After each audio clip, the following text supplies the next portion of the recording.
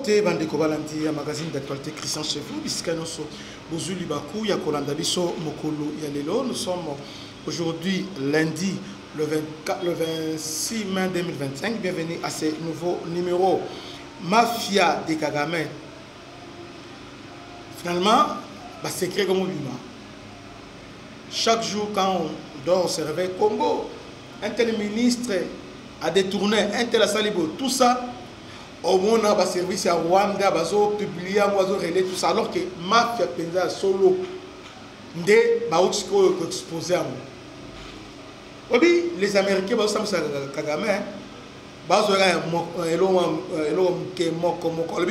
Congo mais gestion, détournement, tout ça tribalisme. Alors que chez lui c'est pire. Est-ce que dans le article pour dire que Kagame démasqué, voilà, démasqué. Et aujourd'hui, nous continuons pour dire que est-ce que le gouvernement rwandais dans l'avion, il n'y a pas un avion présidentiel au Rwanda? Ils n'ont pas un avion présidentiel. Mais, bizarrement, le jet na avion moïsawana ça oyo ba service de découvrir ce qu'on va notre exposant bazo la ça nidita Kagame façon d'aïba bande de Hollande Kagame na ba avion na ba mituka na ba nini achana kombo ya FPR Front Patriotique Rwandais aux mouvement oyo il renversé à Biarimana pe lelo ils sont au pouvoir. Avion, hôtel, belé, FPR. Donc, Bisika, Kagame, de tourner Mbongo, Yangoane. Rwanda comme pays a un avion présidentiel. État Libisoté, oui. Mais État Libiso parce qu'il y a Bisso, Bango, Pansara. Mais Congo tellement que, Azala Lenge. Ah, on va aller télébinoté. Mais on a biso awa, bazo secret, bazo biso réputation, Congo Moïbi. Est-ce que pays, ils en avion présidentiel, oui, ils sont pays pauvres. Mais par rapport à Mbongo Kotisa, on va payer à Congo, Kagame a sombi avion présidentiel, a sombi avion, a tiens on a combat FPR, ba hôtel, ba ni on va FPR. Maintenant qu'est-ce qu'il fait maintenant? Chaque voyage bazo loué avion maintenant chaque avion l'état rwandais a bimisa par air combien 7500 $ par air donc soit le mois quand même aux États-Unis au moins 10 heures de temps à aller l'état rwandais a dépensé 75 000 $. Retour 75 000 $, 150 000 $ pour le voyage à Kagame. Voyage, mais on va dire combien de parce que moi, tous ces voyages, détournement, Yambongo, Yaba, Rwandais. Il y aura ce rapport. Paul Kagame détourne l'argent du peuple rwandais, dont le silence total, dans un régime sans véritable démocratie, ni presse libre, personne n'ose en parler. Un avion présidentiel qui n'appartient pas à l'État. Il y a un avion présidentiel à l'État.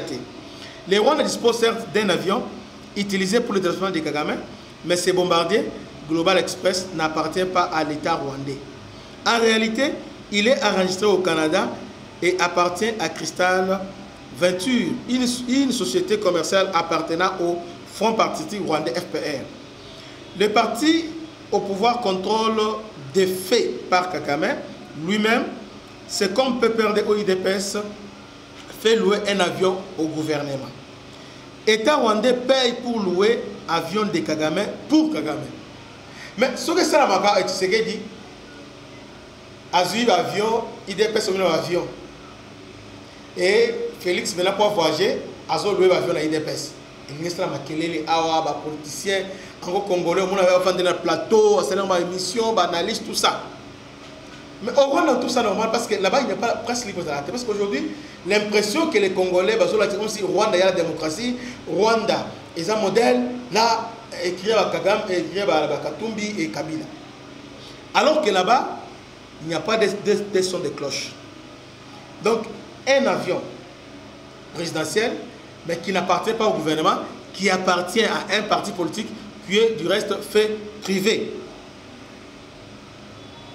Donc, il reste, c'est un fait privé. Oui, vous avez bien lu, le gouvernement rwandais loue cet avion à Crystal Venture, dont cette société appartenant à Kagame au travers FPR. Et c'est à 7500 $ par heure. Un vol de 10 heures coûte 75 000 $ au trésor public rwandais. Tout cela pendant que des millions de Rwandais vivent dans l'extrême pauvreté. Comment appeler cela sinon dit vol organisé? Vol organisé. Kagame se fait payer par l'État pour utiliser son propre avion. Donc, les avions Kagame, l'État a mis un bon pour allouer l'avion de Kagame. On a Kagame. Les modèles pour les Congolais. Kagame, modèle. Un voleur. Mais sur la Awa, Félix Salagou bien, Mobutu Salagou Salagou, Makele, Papa Rwandais. Ces gens-là sont des démons. Parce que toi, bango ya bilo tombola ngo ba gangi ba salini boy mais à bango au comment on a vendu Kenya des sorciers. Il y a scandale du siècle. Il y a scandale donc chaque jour. Dernièrement scandale moi il n'y a pas 3 jours. Le service d'enseignement est révélé moi. James Kabarebe, chef de garde républicain, ainsi que staff à Paul Kagame, dès que tout le monde à l'État, ils ont investi dans les États-Unis. Ce que les États-Unis, service va démanteler les raisons en blanchiment d'argent. Ils vont détourner, ils vont investir dans les États-Unis. Pour démontrer qu'il y a une émission.